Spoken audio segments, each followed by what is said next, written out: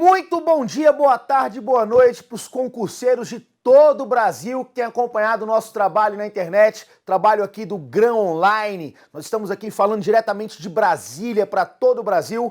Antes de mais nada, deixando aí o nosso contato, você que quer acompanhar o nosso trabalho aí no Facebook, temos uma fanpage que é o Professor Júnior Vieira, tudo por extenso. Então acompanha aí, eu vou falar aqui agora de algumas dicas que vai mudar a sua vida em concurso público. Então se ligue só, a primeira dica importantíssima é essa daqui, ó. A Constituição da República Federativa do Brasil de 88, a nossa Constituição, a atual Constituição brasileira, ela é classificada como o quê, pessoal? Eu tô falando aqui da classificação. Primeiramente, quanto ao conteúdo. Quanto ao conteúdo, ela pode ser ou formal ou material. A nossa Constituição, ela é classificada, quanto ao conteúdo, formal. Não importa a matéria, o que importa é a forma, como que foi inserida. A forma da nossa Constituição, ela é escrita, pessoal. A nossa Constituição, ela é escrita. A nossa Constituição é escrita. O modo de elaboração dela, nós tivemos um momento específico. Ela tem uma data de nascimento. Ela é classificada como dogmática. A nossa Constituição não é histórica, ela é dogmática. Quanto à origem, a Constituição brasileira, ela é do tipo promulgada. Quanto ao surgimento, ela foi promulgada. Lembrando que as constituições brasileiras promulgadas foram a Constituição de 1891, a de 1934, a de 1946 e a de 1988. Daí a ideia de um telefone celular, né? 91344688. Já liguei algumas vezes, o sujeito que atende esse telefone é um tal de Rui, né? No prefixo 61 de Brasília. Meu Deus do céu, que loucura, né? Então, quanto à origem, a Constituição pode ser promulgada ou outorgada. A Constituição brasileira é promulgada. Lembrando aí, 91344688, vai gravar um número de um telefone celular. Provas do tipo IADES, ESAF, Fundação FCC, né? E a própria Funiversa gostam desse tipo de questões. Cuidado! Quanto ao critério ontológico, a Constituição pode ser normativa, nominalista e semântica. A Constituição brasileira, ela é 100% eficaz. Ela é do tipo normativa. Normativa. Então, quanto ao conteúdo, a nossa Constituição ela é formal. Quanto à forma, ela é escrita, ela pode ser dogmática ou ela pode ser histórica ou escrita, a nossa é escrita. Quanto ao modo de elaboração, o momento de elaboração, a nossa Constituição é dogmática, ela não é histórica. E quanto à origem, a nossa Constituição é promulgada e critério ontológico, a Constituição é normativa. Beleza? Então, a Constituição brasileira é classificada, na verdade, como que a nossa Constituição é classificada? Conteúdo formal, forma escrita, modo de elaboração dogmática, origem promulgada e critério ontológico normativa. Uma segunda dica. O preâmbulo da Constituição não é norma constitucional. Gente, o que é o preâmbulo?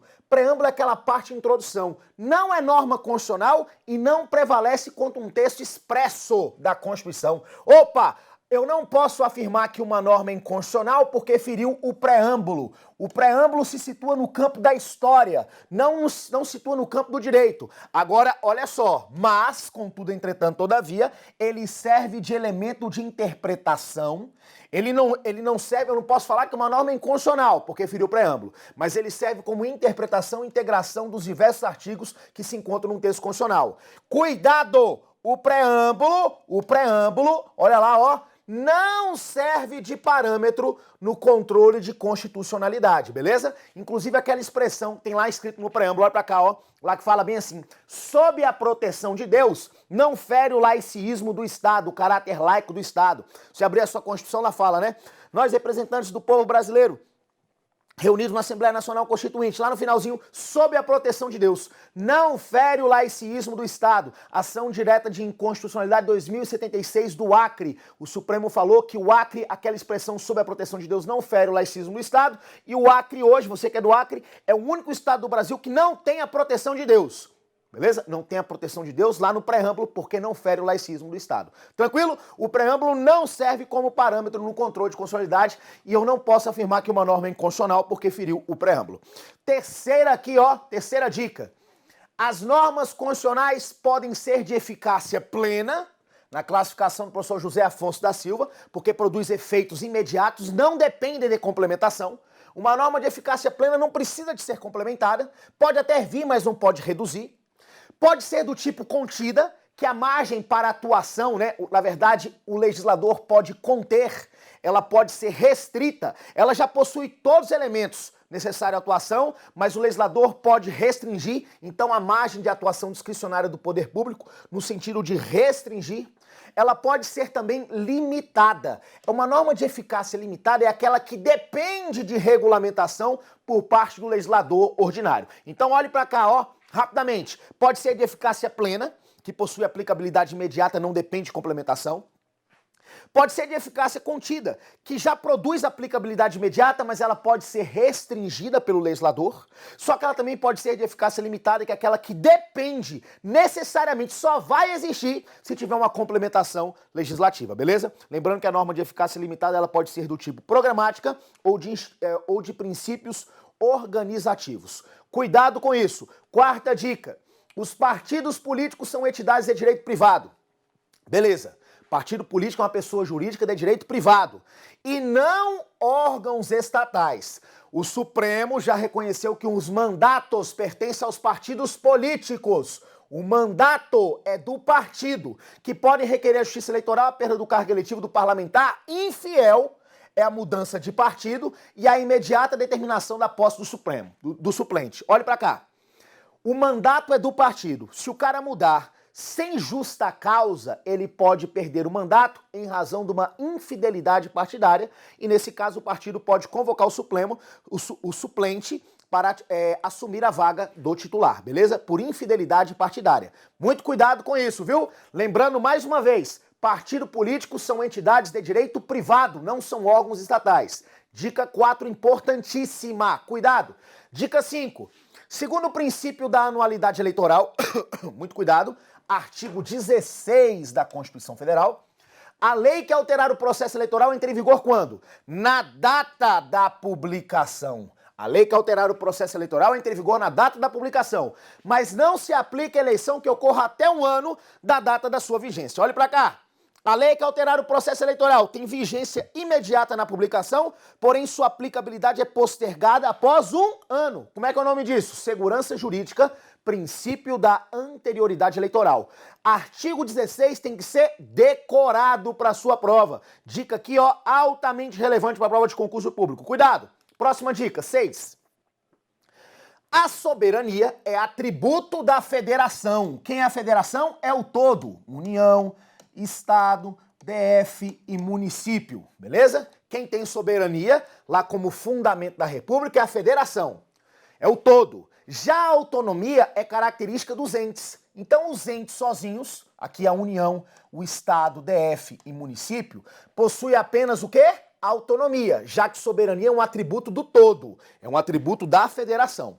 No Brasil, é inconstitucional qualquer proposta de emenda constitucional que tente abolir a federação. São as chamadas cláusulas pétreas, que estão lá no artigo 60, parágrafo 4º. A forma federativa de Estado, que nós estamos falando aqui, é uma cláusula pétrea. Os direitos e garantias individuais, também timbrado como cláusula pétrea.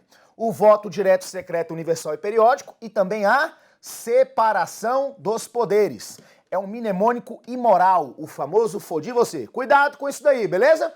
Próxima dica.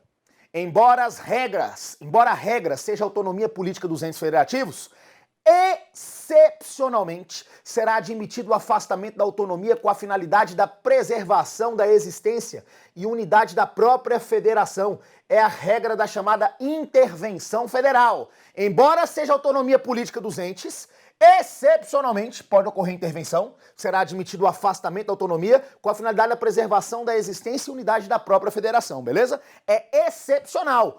Inclusive, olha só, a União somente pode intervir nos Estados-membros e no DF, enquanto os Estados somente poderão intervir nos municípios. Vou falar de novo.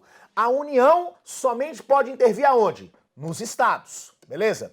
E os municípios? Os municípios, né, e os estados, primeiramente, somente poderão intervir nos municípios. União nos estados e Estado no município. Agora, cuidado. A exceção é a União, cuidado, faixa preta, cai em tudo quanto é prova e quando cai, cai para reprovar. A exceção é a União intervir em município. Então a União pode intervir em município? Pode, mas somente em municípios existentes dentro dos territórios federais, território federal. Como não existe a possibilidade, mas nós temos aqui uma regra que se houver território federal, a União pode intervir no município de território. É o que prescreve o artigo 35. Olhe para cá para fechar. A União só pode intervir nos estados e os estados só no município. Aí vem a pergunta de prova. A União pode intervir em município? Pode, somente se for município de território federal. A União pode intervir em município de território federal. Cuidado com isso. Próxima dica.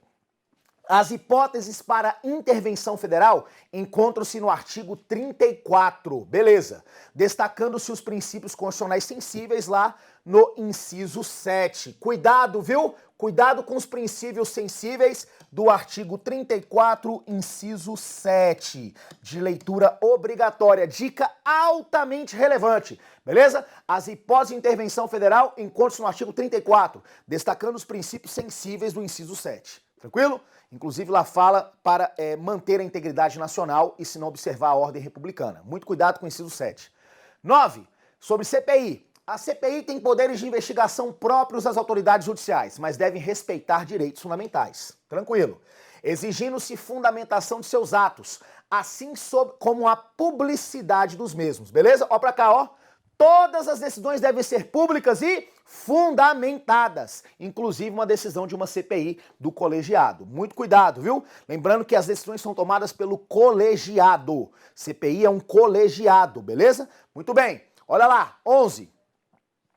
Os poderes investigatórios da CPI compreendem a possibilidade de quebra de sigilo bancário, fiscal e de dados, sempre em prova. O que não se confunde com a interceptação telefônica, que se encontra sob reserva de jurisdição, e de determinar busca e apreensão assegurada inviolabilidade domiciliar, somente afastada por ordem judicial. Olhe para cá! A CPI pode quebrar dados bancários, fiscais e telefônicos, dados bancários, né? Conta bancária, olha, você depositou um dinheiro na conta de fulano de tal. Dado fiscal, sigilo fiscal, né?